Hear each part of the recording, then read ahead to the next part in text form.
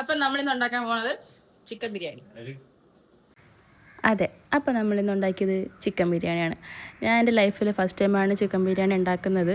അത് ഞാനും ചേട്ടനും കൂടെ ഇട്ട് പ്ലാനാണ്. സത്യം പറഞ്ഞാൽ രാവിലെ അമ്മയടുത്ത് അങ്ങോട്ട് ചാടിക്കയറി പറഞ്ഞ, അമ്മ ഇന്നൊന്നും ഫുഡൊന്നും വെക്കണ്ട, ചോറൊന്നും വെക്കണ്ട, ഞങ്ങൾ രണ്ടുപേരും കൂടെ ചിക്കൻ ബിരിയാണി ഉച്ചയ്ക്ക് ഉണ്ടായി കഴിക്കാമെന്നുള്ള മൈൻഡ് സെറ്റിൽ പിടിച്ചാൽ.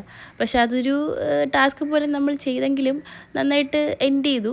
ആൻഡ് എൻ്റെ ഒരു ഫ്രണ്ടും കൂടെ അതിൻ്റെ ഇടയ്ക്ക് ജോയിൻ ആയിട്ടുണ്ട്. അവനും കുറേ കാര്യങ്ങൾ ഹെൽപ്പ് ചെയ്തു, ഇങ്ങനെ ഒന്ന് രണ്ട് ചെറിയ തിങ്സ് ആയിട്ടും. പിന്നെ വീഡിയോ തീരുന്നവരെ എൻ്റെ കൂടെ കട്ടയ്ക്ക് നിൽപ്പുണ്ടായിരുന്നു.